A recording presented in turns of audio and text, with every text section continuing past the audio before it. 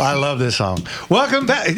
You're just dying, aren't you? No, it's good. I like that. Okay, all right. All right, welcome back to Motor Slingers right here on the Gunslinger Syndicated Radio Network. We're just going to jump right back into the phones because we still got a lot of calls. Yep. Let's get to Howard in West LA, wants to talk to Leon. Howard, how are you, and what can we do for you? Evening, Howard. Beneficiary of the shop classes at Fairfax High.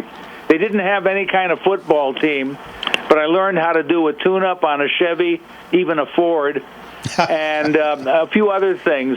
And I helped an install mechanic at, I was in the scrap metal business, and most of my customers were engine rebuilders. And there was this one installer who couldn't get an engine to work while it was in the car. And he had it working outside, running outside. And I said, you've coiled all those ignition wires together, and they're acting like a transformer, and they're sharing electricity with other spark plugs. Inductive, whatever the heck they call it. They had it crosswired. I learned things in auto shop when I was shown. I couldn't read for crap. And, sorry about that. That just means that you went to LAUSD, just like me. Yeah. I can barely hear you. Well, okay.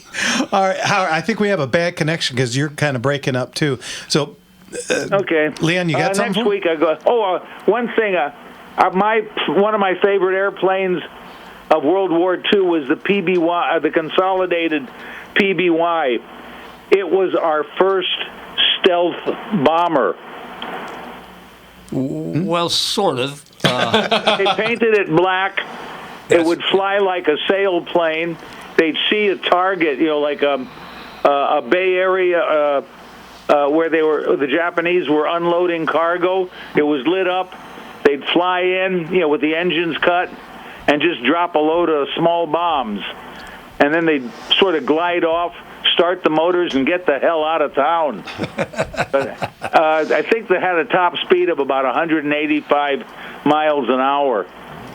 On a good day. Yeah, those guys were called the Black Cats. I read something about it, and it was in a YouTube video, a YouTube link. Yeah. So anyhow, have a wonderful day. Thanks, and Howard. Mazel tov on your upcoming birthday. Thank you, sir. God we'll talk bless to you Howard. later. Bye-bye now. Thanks so much. Real fast, there is a question out here for Lance because your trade that you have been doing for a bit. They want to know, are Snap-ons still made only in the U.S.? The tools and Snap-on. 90% of it's made in the U.S. 90%, so that's a pretty good percentage. Yeah. Okay, well. They still got their Blue Points made overseas, and a couple of their electrical ratchets and guns or so forth are overseas. Okay. Well, that was from Fred over on YouTube. Everyone online, if you have a question you want to put up there, I got a couple more. I actually got one for you too, Jeff. Do you have any 22 recommendations? As far as that gun ammo, as in gun, I think this might be a quote unquote loaded question. It is from Johnny, so just in case that might ring a bell or anything for you. Everyone loves a good 22. What are your recommendations for 22 pistols, revolvers, and rifles that enthusiasts should own? Well, for handguns, always a Model 41. It's just the best, my favorite gun of all time, and for a rifle, a 10-22 Ruger, you just can't beat them. Nope.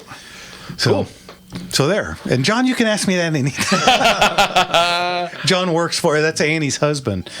Well, Leon, what else is going on? Just having a good time. Just keep going, You enjoying retirement? It scares me to death. I was going to say, we're all kind of alike in that. Retirement and me just don't get along. Well, work to me was pleasure. Yeah. And so I don't have enough to keep me busy, George keeps me busy. Time to write that book. You need to write the book, keep you busy. Yeah. I need to get a ghostwriter to help me more than anything, and I could do that. But for me to sit down and start writing, I tried it one time and I got carried away, and then I should have mentioned that up here, and it was more trouble than it was worth. Well, now you got AI. Well, there is that. I mean, I told you about. By the way, you guys know that the last time you were on, that was when we very first started this blasting Shorts, thing that we do on these 30-second shorts, and a short that has you and George talking on our show has over 250,000 views. Wow. Amen.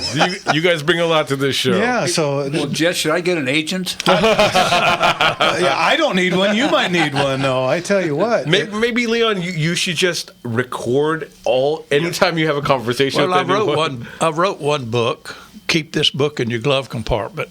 It's the name of it. Mm-hmm. And it took me a year or two to write it, and it was about keep it in your glove compartment, and if your car broke down, you pulled into a shop or something, and they said you need a water pump. You could go and look up water pump, and within a paragraph, I would tell you where it was right. Whatever they told you, that it matched what I'm telling you in a paragraph. Mm-hmm. And it took me a long time. Berkeley Publishing out of New York published a book for me. Very cool. Wow. And somebody called the other day about it, and they got it on Amazon. Very cool. Keep this book in your glove compartment. Now, I did get a question earlier today about having you on tonight, and they wanted to hear some Steve McQueen stories. Well, nothing's really exciting except riding motorcycles with him, That's exciting to me. He taught me How to do a wheelie? he talked me in to get a fast motorcycle because when I first started riding with him, I forgot what I was riding, a Yamaha or something, dirt bike, and I got a Husqvarna. He says, Leon, you need a Husqvarna, and it was an animal. It was a great two-stroke. And so just little stories like that. Well, that movie On Any Sunday. That was probably in Indian Dunes, right? Yes. Yeah, that movie On Any Sunday with Malcolm Smith, of course, and Steve McQueen, and that was the bike of the time. Everybody was riding a Husqvarna, Right. and of course they made guns too. See, I was going to say that's another thing. Johnny's probably ears are perking up over there. Well, they had the fastest two-stroke motor. Yeah. It's one you mix oil with the gas. Right. But it's a 500, and it was only one of the few two-strokes. If anybody ridden motorcycle, if you get the RPMs low, it won't accelerate fast. Like a four-stroke engine. Okay. So you give it the gas, it's got to build up the RPMs. With the Husqvarna, it came on and just took off. Wow. And I love that thing.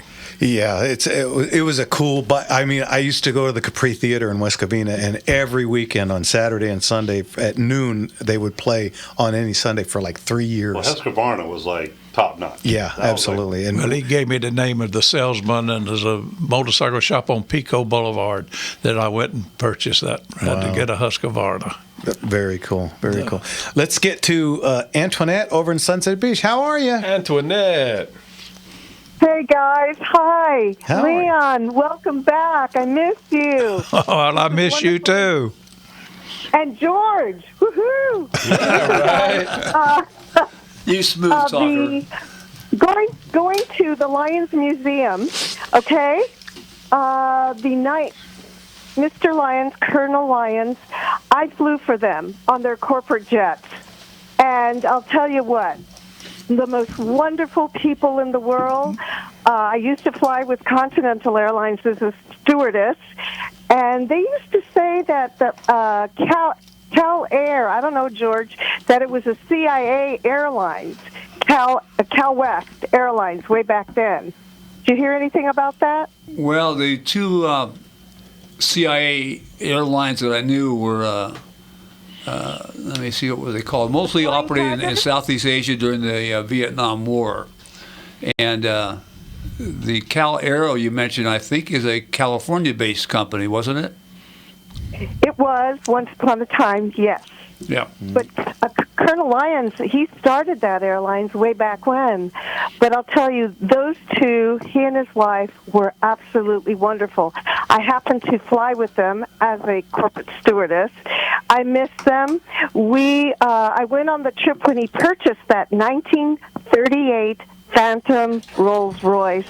What a very cool Rolls Royce that was. I've met General Lyons and his wife. I've been to their house and been to their house a couple of times, and he's got a museum right behind his house with all. He's a big car collector. He's a big car collector. Amazing car collector. Yeah. Amazing. And Antoinette, we coming up on a hard break. We got to go. Thanks for the call. We'll talk to you Good later. hearing from you, Antoinette. Bye-bye now. All right, you're listening to Motor Slingers right here on The Gunslinger Syndicated Radio Network. And we still got calls coming in. We'll be right back. Let's keep it.